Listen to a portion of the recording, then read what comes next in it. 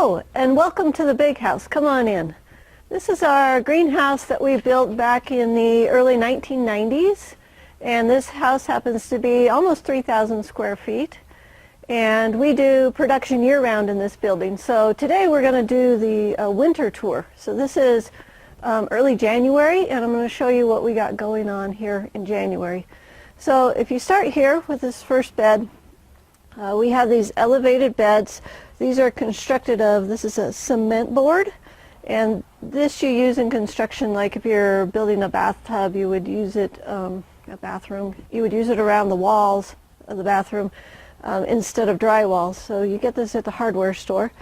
The reason we have this raised is so that we can grow at 3 different levels in here.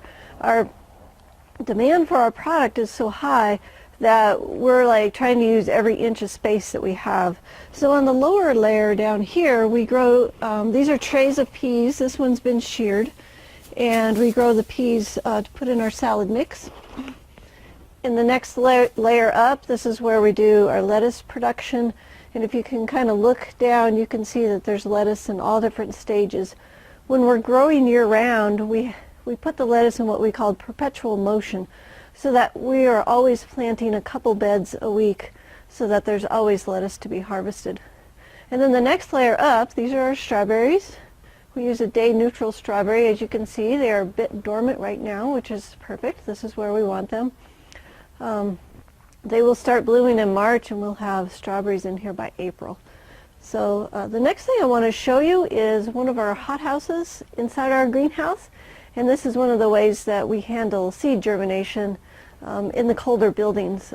This building does not have any extra heat. There's no like propane heaters or anything. So we do run cooler this time of year. Our night temperatures in here range from about 20 up to about 30 at night. And then during the day we can hit about 60. So come on down. We'll take a look at one of our little hothouses. This is one of our little hothouses, and this is how we keep our seedlings warm without having to heat the entire building. We found that it was way more economical just to heat these little spaces than obviously this whole big building. So one of the things that we do is we put the heavy frost blanket on to keep it warm.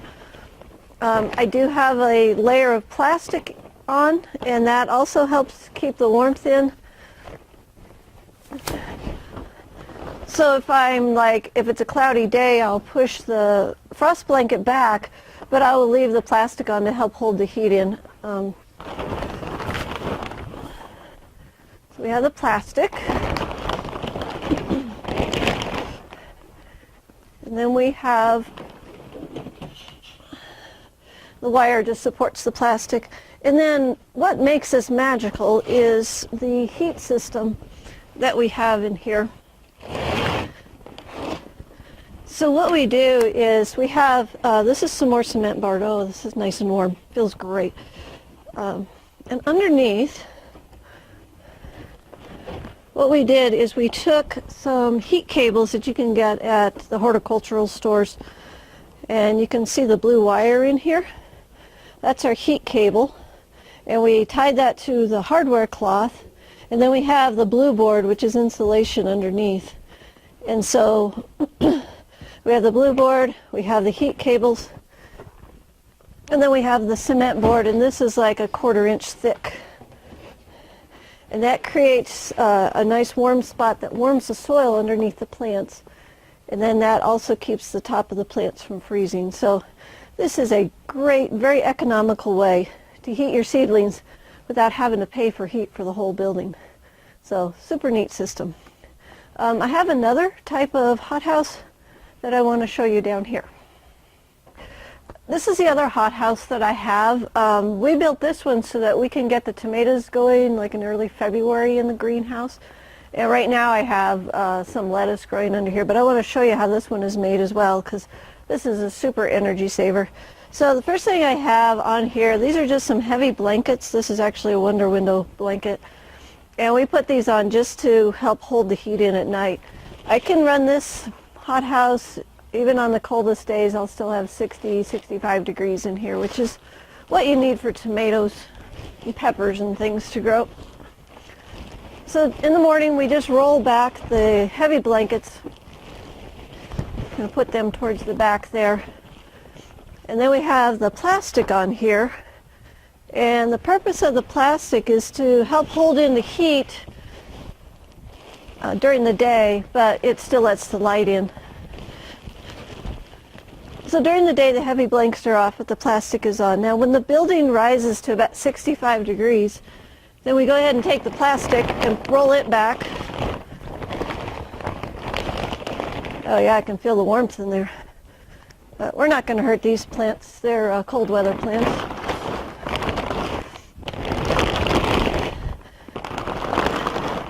Okay, so then we can roll that back. And then down underneath here, these are our lights. This is a set of T5 fluorescent lights.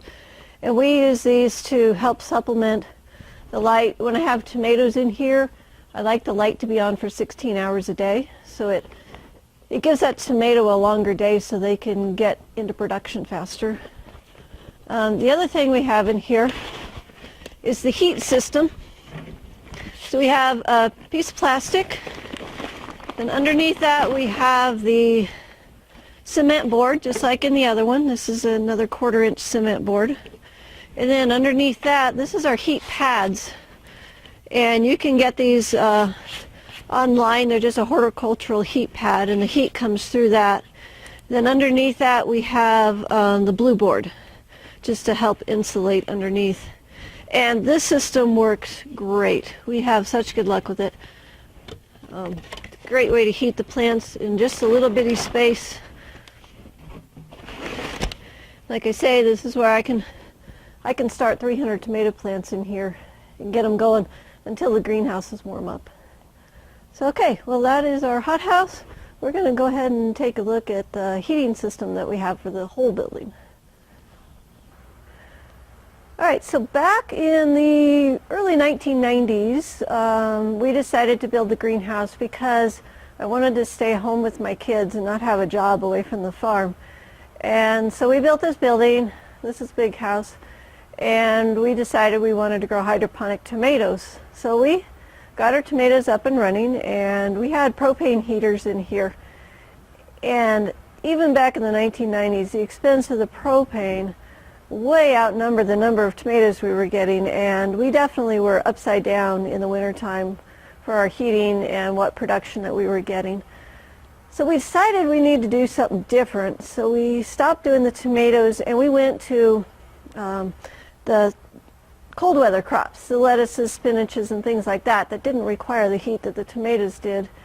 And then we also were able to change our heat system.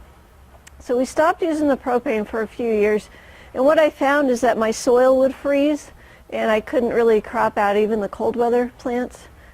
And then we heard about the geothermal heating systems that people were using, and we made us a little homemade system. So basically what we did is, out in the parking lot that's on the other side of the wall back here, we dug a big hole that was like 6 feet deep, and we buried a 6-inch pipe, and it's just coiled around in the soil. And then the pipe is attached to, if you look back in the corner, there's a fan blowing back there, that white pipe. And what the air does is it comes in from the outside, goes down through the soil that's 6 feet deep, down through the tube, and then blows up into the building here. And the air that comes in is coming in at about 45 degrees. And what that did is that changed the entire dynamic of this building, which is awesome. So it raised the temperature up probably close to 10 degrees at night in here. And now my soils don't freeze, and I'm able to crop out lettuce and spinach and other greens all year round without the use of the propane heaters. So that flipped the equation for us to where we could make money in the winter instead of losing money. So this is a really simple design, and anybody can do it, and it's just a matter of having an air intake that's outside the building. The air is sucked through the tubing and then is blown into the greenhouse. And the other thing that we did is we put a thermostat on the system, so if it drops below 45 degrees in the building, then the thermostat turns on the fans and the air starts circulating. And if it's above 45, then the thermostat turns it off so that we can let the sun just naturally heat the building. So super neat system, changed the whole way we were growing and made us profitable.